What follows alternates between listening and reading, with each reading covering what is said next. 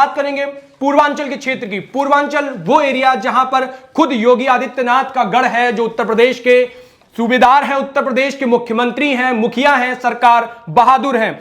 यही पूर्वांचल 136 सीटों को लेकर उत्तर प्रदेश का सबसे बड़ा क्षेत्र माना जाता है। उत्तर प्रदेश की जो दिशा होती है वो यहीं से तय होती है और यहीं से चुन करके मुखिया पहुंचता है, वो उत्तर प्रदेश की गद्दी पर बैठता है, वहां का शासन करता है।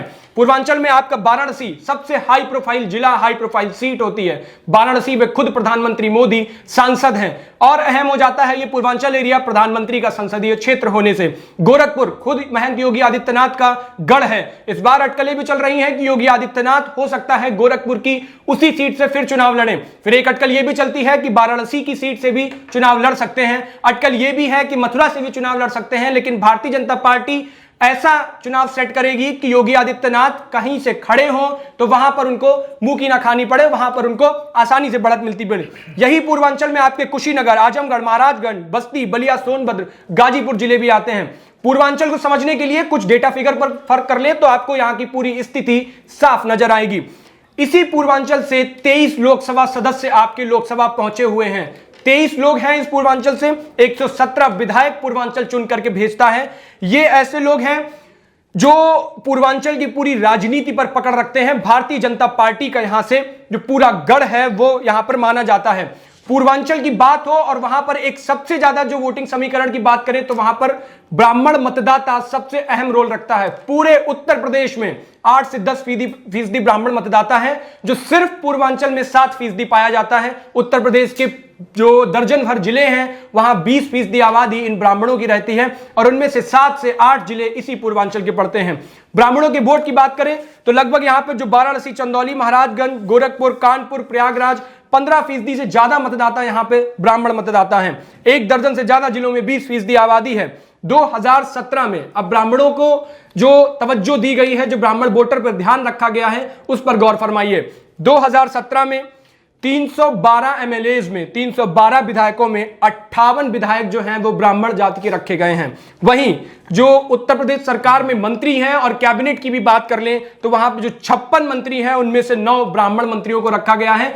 इसी पूर्वांचल क्षेत्र से आते हैं वो, तो ब्राह्मणों का सबसे ज्यादा यहां पर जोर रहने वाला है। और अभी तक उत्तर प्रदेश ने 6 ब्राह्मण सीएम दिए हुए हैं, ब्राह्मण मुख्यमंत्रियों को पहुंचाया है, जिसमें से बहुत अहम भूमिका ये पूर्वांचल क्षेत्र भी रखता है। इसी पूर्वांचल क्षेत्र में पिछली बार भारतीय जनता पार्टी ने 136 में से 115 सीटें पाई थी। पूर्वांचल एरिया बहुत अहम हो जाता है अपने आप में जब भारतीय जनता पार्टी ने 115 सीटें निकाली थी। ये 2017 की बात है जब योगी आदित्यनाथ की लहर थी और प्रधानमंत्री मोदी खुद क्षेत्र क्षेत्र जाकर के वहां पर चुनाव प्रचार कर रहे थे और एक लहर बांधी गई थी, मोदी लहर। इस बार वो जादू नहीं चल रहा है, इस बार वो चीजें देखने को नहीं मिल रही हैं और टक्कर जो पहुंच रही है वो कांटे की टक्कर होने वाली है। क्यों, उसका भी एक आप सुनिए। क्योंकि वाराणसी से जब हमने ग्राउंड जीरो से कई रिपोर्ट कवर करी तो वाराणसी में जो हमेशा की समस्या रही है और वो समस्या आज भी लाजमी है कि वाराणसी की तंग गलियों पर कभी किसी ने ध्यान नहीं दिया।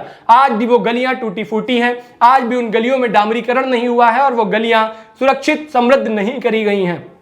पिछले दिनों प्रधानमंत्री मोदी पहुंचे, विश्वनाथ कॉरिडोर पर ध्यान दिया। प्रधानमंत्री ने बहुत बड़ी योजना का शिलान्यास किया।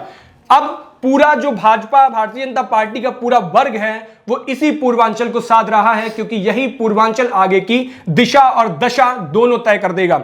इस पूर्वांचल में जो सबसे बड़ा एक अभाव रहता है वो शिक्षा का अभाव रहता है। आप कभी भी पूर्वांचल के दौरे पर जाएं तो सबसे ज्यादा सवाल, चाहे वो शहरी एरिया हो या फिर ग्रामीण एरिया हो, वहां पर आपको जो सवाल सुनने को मिलेंगे वो यही मिलेंगे कि आखिर शिक्षा व्यवस्था इतनी बदहाल क्यों है। एक सबसे बड़ा मुद्दा वहां पर बेरोजगारी का रहता है। नौजवान आपको हमेशा यही सवाल पूछते हुए मिलेंगे कि हमारी बेरोजगारी का क्या होगा, कब हमें रोजगार मिलेगा।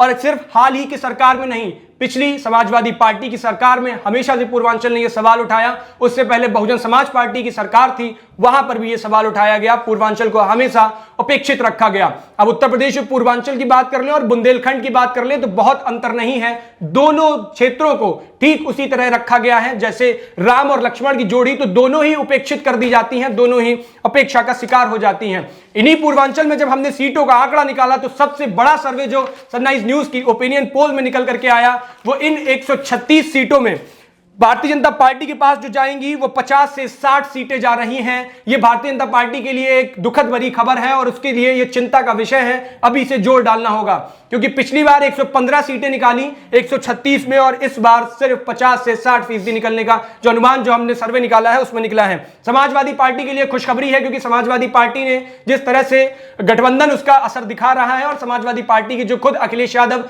पूरी चुनाव प्रचार में जोर झोंके हुए हैं, जो मुद्दों को उठा रहे हैं, उन मुद्दों का उनको असर दिखता हुआ मिल रहा है और वही 60 से 70 सीटें समाजवादी पार्टी के पाले में जा सकती हैं।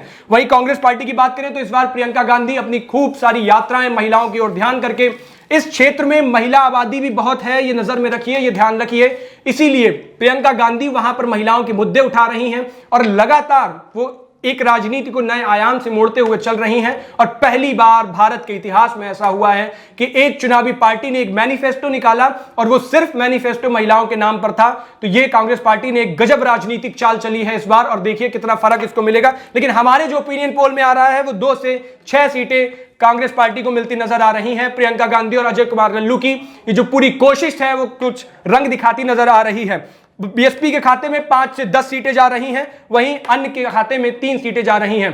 तो इस बार अगर कुछ ऐसा होता है कि भारतीय जनता पार्टी और समाजवादी पार्टी के बीच में जो कांटे की टक्कर होगी उसमें से अगर कोई भी पार्टी पूर्ण बहुमत हासिल नहीं कर पाई तो कांग्रेस पार्टी किंग मेकर बनेगी। इस बार के जो आयास लगाए जा रहे हैं क्योंकि कांग्रेस पार्टी इस बार ठीक स्थिति में नजर आ रही है, अपनी पहले से बेहतर सुधार की स्थिति में है। और उसी के साथ जल्दी से हम आपको बता दें कि उत्तर प्रदेश की 403 सीटों में जो महासर्वे हमने निकाला है 2017 में भारतीय जनता पार्टी को 312 सीटें मिली थी और इस बार की जो सर्वे में निकला है, इस बार की हमारी रिसर्च टीम ने 191 से 200 सीटें इस बार मिलेंगी भारतीय जनता पार्टी को और इसका जो अंतर आया है वो 121 से 112 सीटें गिरती हुई मिल रही हैं भारतीय जनता पार्टी को। ये भारतीय जनता पार्टी के लिए चिंताजनक खबर है। पिछले 5 सालों में ये सोचना पड़ेगा इस पे। समाजवादी पार्टी का जो गठबंधन है उसको पिछले 2017 में 47 सीटें मिली थी, इस बार अनुमान 178 से 188 सीटों का है, यानी अंतर की बात कर ले तो 131 से 141 सीटें बढ़ती हुई मिल रही हैं। एक बहुत बड़ी अंतर है ये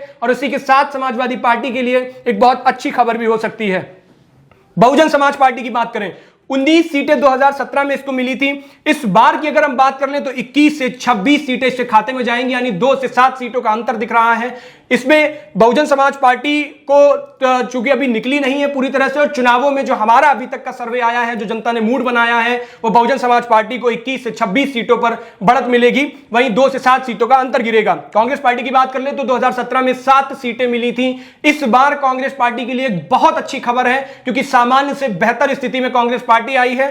13 से 20 सीटें कांग्रेस पार्टी को मिलेंगी। अंतर की बात करें तो 6 से 13 सीटें की बढ़त होगी 2017 की अपेक्षा में और अन्य दलों के खाते में जो 2017 में 18 सीटें गई थी, इस बार 2022 में 4 सीटें तक ले जाने की उम्मीद है। यानी अब लोग इन बड़ी पार्टियों को फोकस कर रहे हैं और अन्य दलों को नकार रहे हैं। इस सर्वे से एक सबसे बड़ी बात यह भी सामने आई है क्योंकि यह सर्वे अभी सिर्फ फोरकास्टिंग है, अभी सिर्फ अनुभवी सर्वे है और जनता से बात करने के मुताबिक, जनता के मूड के मुताबिक है। जैसे जैसे चुनाव का वक्त आगे बढ़ता जाएगा यह कांटे की टक्कर और बढ़ती जाएगी और समाजवादी पार्टी और भारतीय जनता पार्टी बहुत हद तक ये पलड़ा बिल्कुल बराबर का दिख रहा है। इसमें एक पार्टी ऐसी होगी जो भी पलड़ा भारी करेगी और इस बार एक बात और होती है, उत्तर प्रदेश में बहुमत लाने के लिए 202 नंबर जो होता है बहुत जरूरी होता है। 202 सीटें जिस पार्टी के पास विधानसभा में पहुंच जाती हैं उस पार्टी की मेजॉरिटी हो जाती है और वो बहुमत हासिल कर लेती है। इस बार यह आंकड़ा गड़बड़ाता हुआ दिख रहा है, कोई भी दल ये श्योर नहीं कह सकता है